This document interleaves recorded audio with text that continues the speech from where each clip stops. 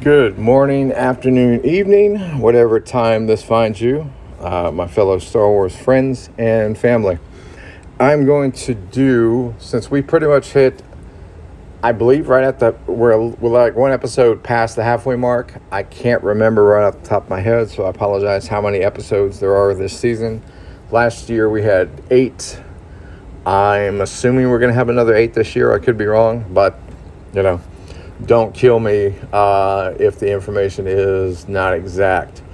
But I figured a halfway point is a real good, because last season I did it like per episode, and I realized that I had a couple of people hit me back and say, hey, I watched the video because it showed you had a YouTube notification, but I hadn't seen the episode yet. So I figured wait till mid-season to give it a little time. Now, the last episode I'm going to review is the one that just came out this Friday, so I'll kind of put a disclaimer out. Hey, don't watch the end of it if you've not seen that episode. But if you're any type of Star Wars fan, you've seen it a few times already just because of what happened. So let's start with Chapter 9 called The Marshal. It was the first episode of Season 2. Basically jumps right into things where the Mandalorian is trying to find other Mandalorians in order to locate a Jedi, because remember his cauldron of Mandos on Navarro was completely decimated. That's what, at the end of the season, you walk down the tunnel, he sees all of the Beskar helmets and things like that thrown in a pile, and the blacksmith, she was there trying to salvage everything. So we kick in, he goes to some seedy location, try to get some information out of him. They, of course, all try to jump him for the Beskar. Basically, I'm glad he's got the armor, but it's basically the whole season is a running gag that he is a constant target. Like, I thought he was a target in Season 1. No, Season 2 is just ridiculous. What people go to every episode to get this guy in his Beskar. So he gets the information, finds out that the guy who he's trying to get the information from says he knows of a Mandalorian on Tatooine. So what does your mind automatically go to? Mine went to Boba Fett, of course, because I'm an OG. I was there when Boba Fett first came on the scene. And in Legends continuity, not canon, Boba Fett did survive the Sarlacc pit and went on to actually change sides somewhat. He helped train one of Han and Leia's children in the ways of, hand-to-hand combat, tracking, things like that, before her twin brother turned to the dark side. So, but that was, again, in Legends. So in canon, we don't know yet if Boba Fett has survived the Sarlacc pit, but, fingers crossed. So he goes to Tatooine, finds out, thank God, I'm glad it wasn't Mos Eisley again, because we've done Mos Eisley to death. I love that planet, but we always seem to go back to it somehow. So we went to another one of the settlement cities, like a mining colony cities, straight out of the Old West. Mando arrives, asking around who is, have you seen somebody who looks like me? Bartender says, yes, the Marshal. And he says, see for yourself, turns around, and the pic I have on the screen is Cobb Vanth, which is basically the Marshal of Mos Pelgo. So he's the guy who protects everybody, keeps law, keeps the bad guys out. But he's also happened to be wearing Boba Fett's armor. As you can see, he's a little bit big for it, because Boba Fett's a shorter statured guy. But, we find out through flashbacks in his story that the exact night that everybody in the galaxy found out that the Death Star was destroyed over Endor, basically some rogue factions on Tatooine started just taking up residence because the Empire was packing up and instantly leaving. They were like, no, we're getting out of Dodge. So they attacked the city that he was in. He makes it out with his life. Jawas pick him up. And just so happens, as luck would have it, the guy took a canister which, fun fact, is just like the famous or infamous, however you want to put it, ice cream maker turned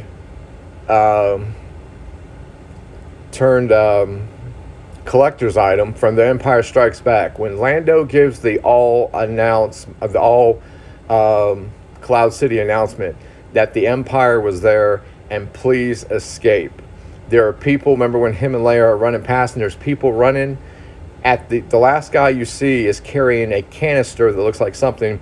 It's actually a ice cream maker from the 1980s. That's always been a running gag in Star Wars. When the client gave Mando the best car in season 1, that was another variation of the ice cream canister from Empire Strikes Back. And Cobb Vanth,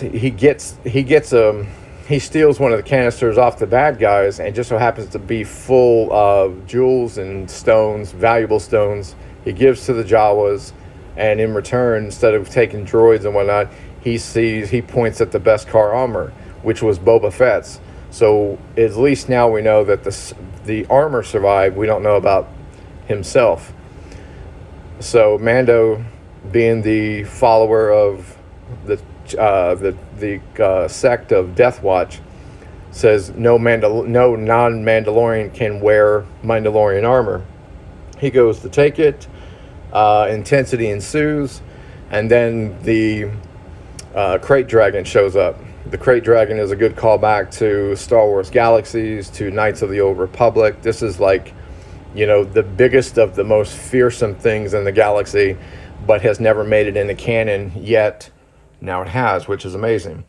So to wrap up the episode, Mando and Cobb form a deal. Cobb will give Mando back the armor free and clear if he helps him kill the Crate Dragon.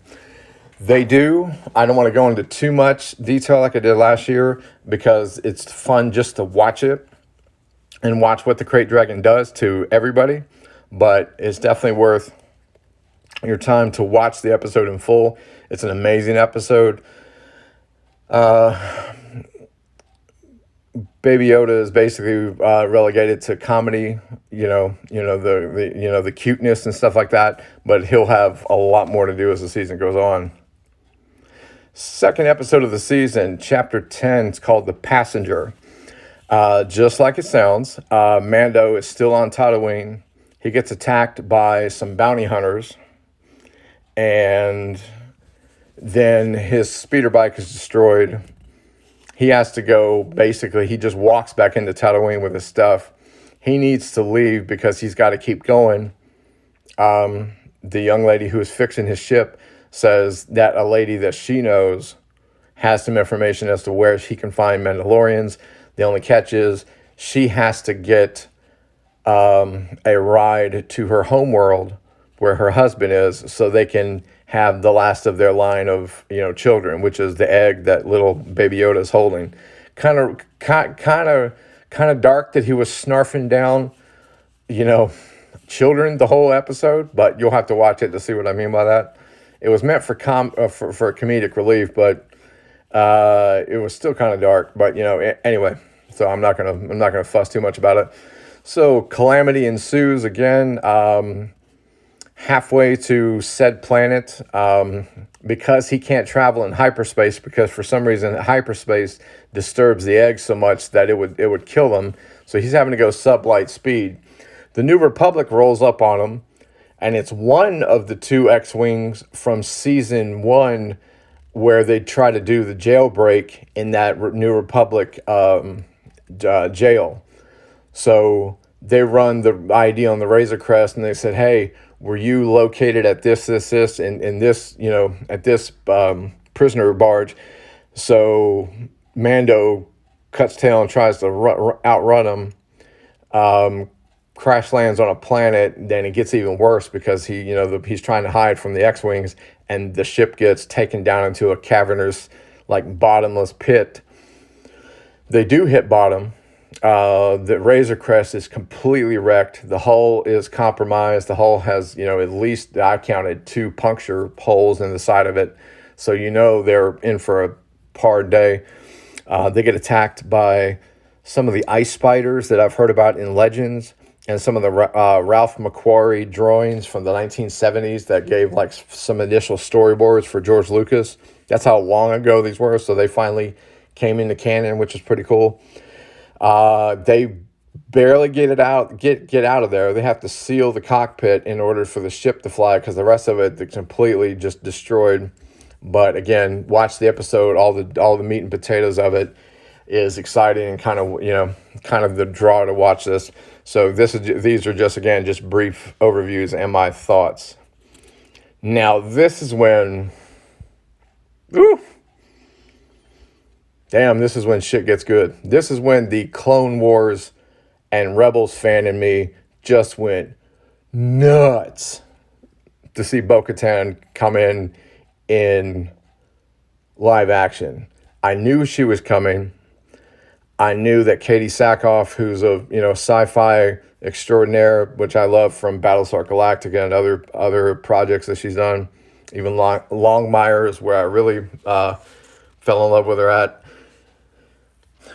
She voiced Boca Tan in Clone Wars and Rebels. And for people who have not watched Clone Wars and Rebels, Boca Tan is the younger sister of one of the leaders of Mandalore, who had the Darksaber, who was killed by Darth Maul, and that woman that Darth Maul killed, he did it in front of Obi-Wan, who loved that woman. So that's how deep those ties go.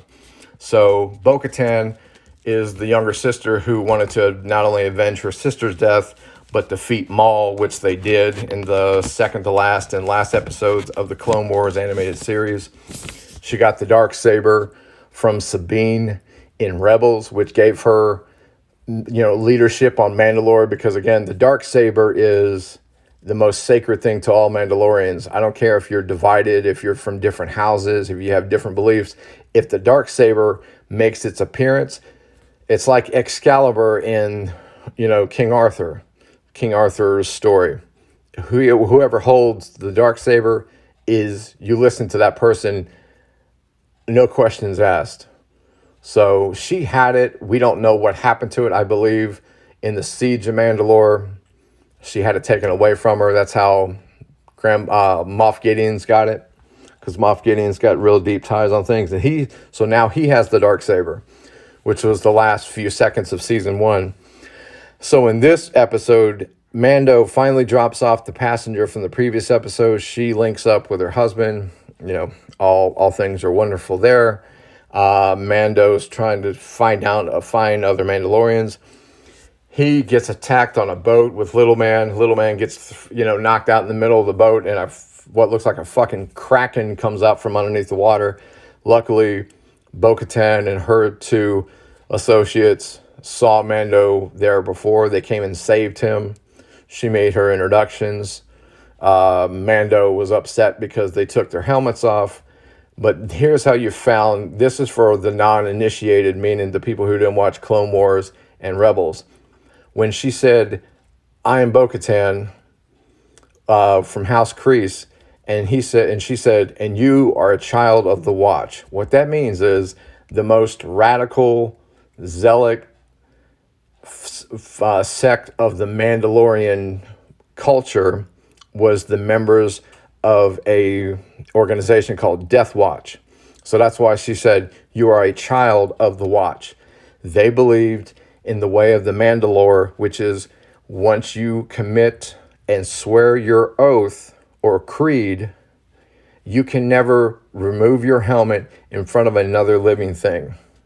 That's the whole thing. That's why he's so crazy in season 1. Can't take my helmet. Don't touch my helmet.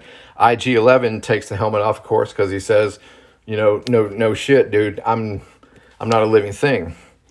That's the loophole. But not every Mandalorian believes that, because the only people who believe that still are Death Watch. Many other houses and sects and the sects of Mandalorians have evolved past that archaic way of doing it.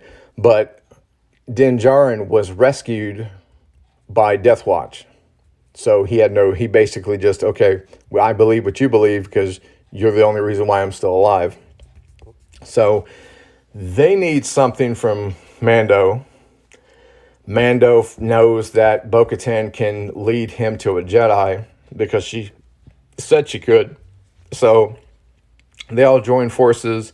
They attack this Imperial ship with a large cache of weaponry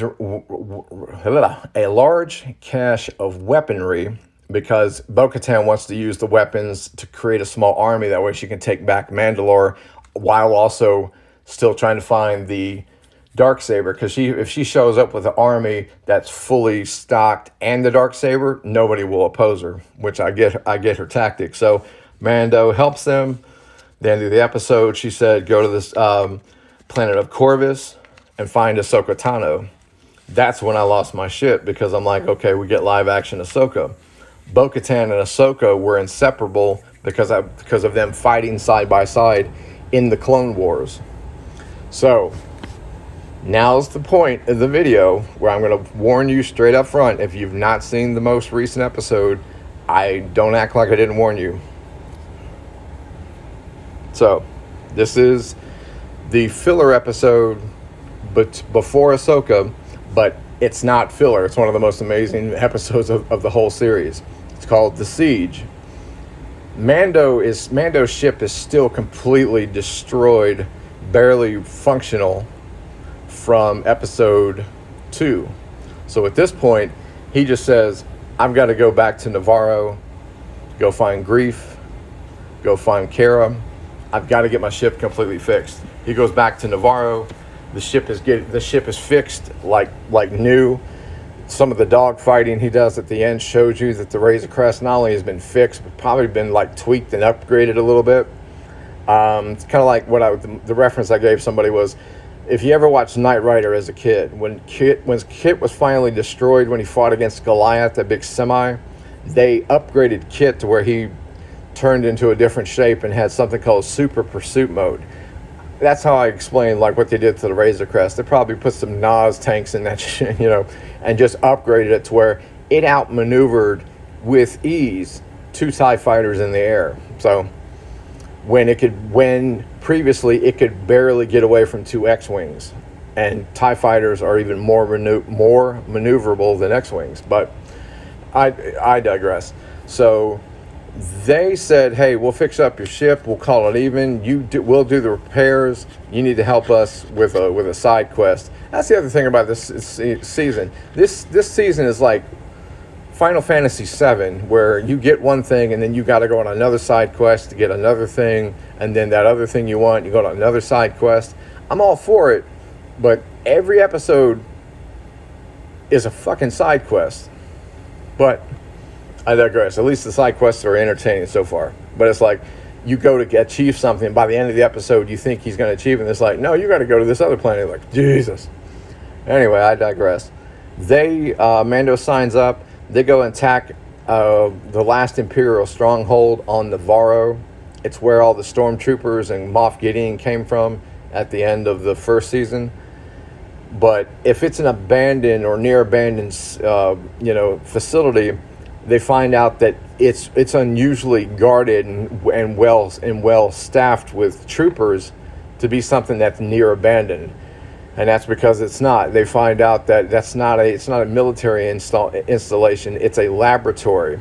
This is one of two things. This is either them trying to say, hey, we're trying to clone something with force powers, or this is what I believe is that they are trying their damnedest to tie into the sequel trilogy and how they came about just force feeding us with Snoke's a clone and Palpatine's a clone.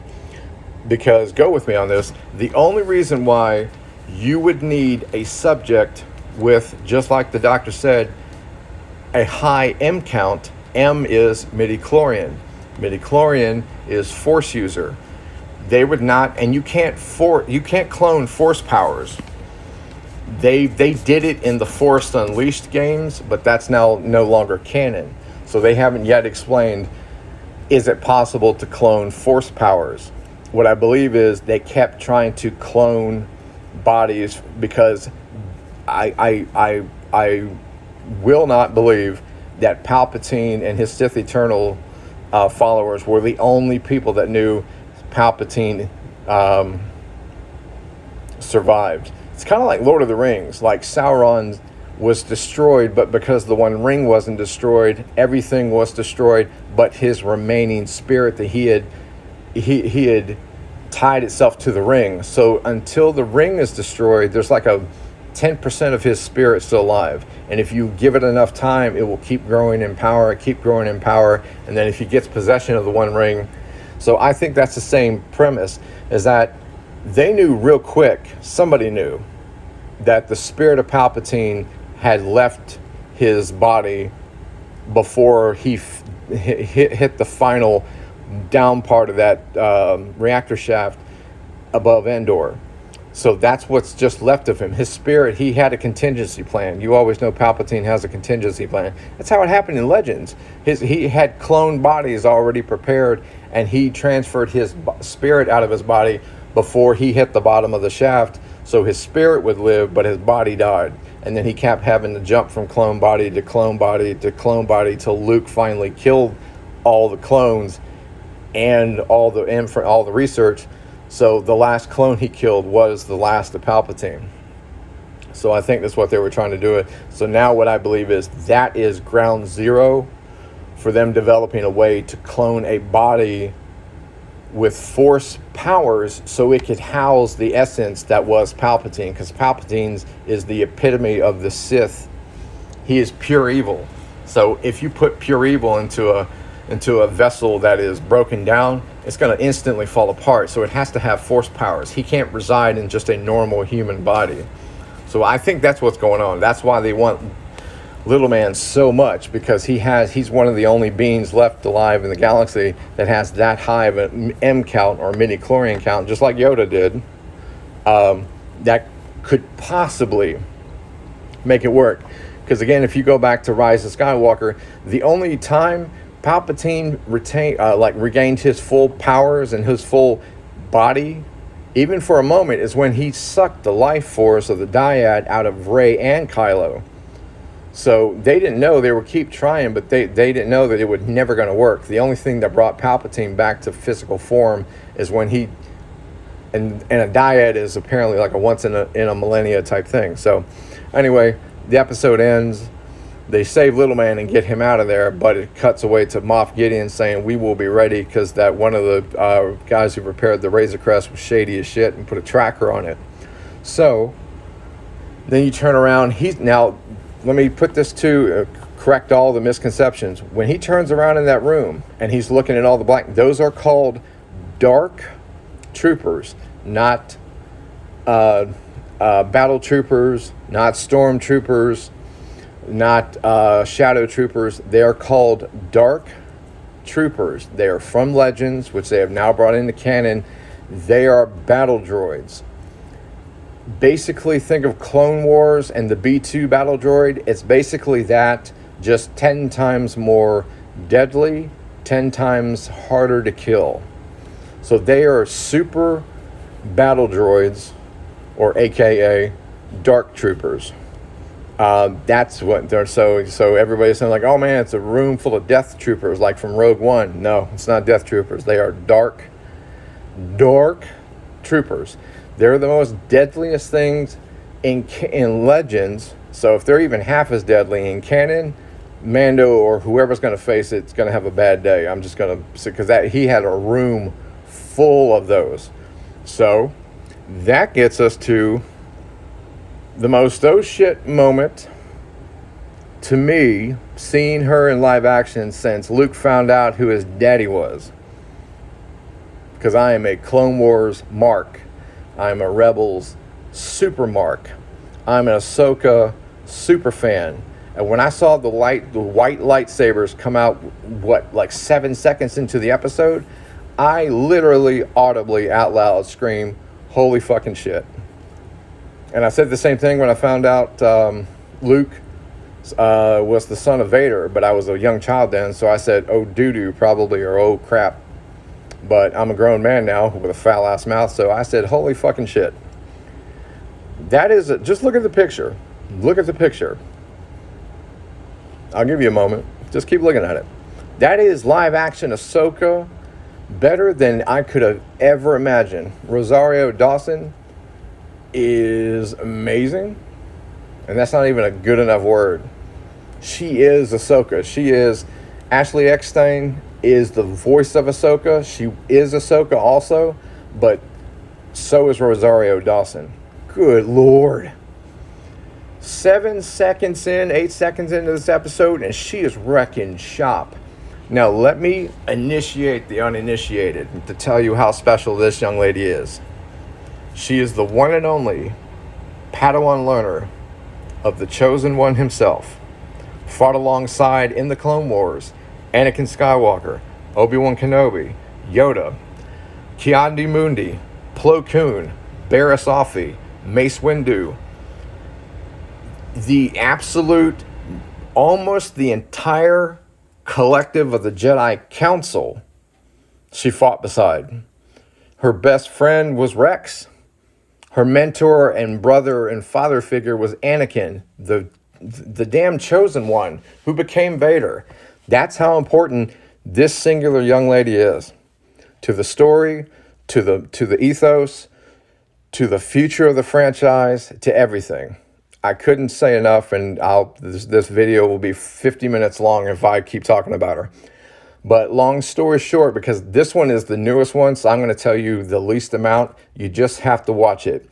You get in this episode the full, complete backstory of where Baby Yoda came from, or his name is. Yeah, you got to watch the episode. You find out what little man's name is. When Mando calls him by his name and he turns around and responds to it, is when I kind of got me in the heartstrings and I damn near teared up, because the cuteness level is so pure, it takes my breath away. The first time when I saw Yoda in Empire Strikes Back, when he's acting like he's not Yoda and beats R2 with his little damn mud stick and stuff, that is Star Wars at its most pure. So when and you can even hear Mando get choked up and his voice changes when he talks to him. Now that he knows what his name is and he calls him by his name, and the noise the little man does to acknowledge the fact that Mando, I'm done. If I talk about it more, I'll fucking cry, and you'll just hear a grown man go.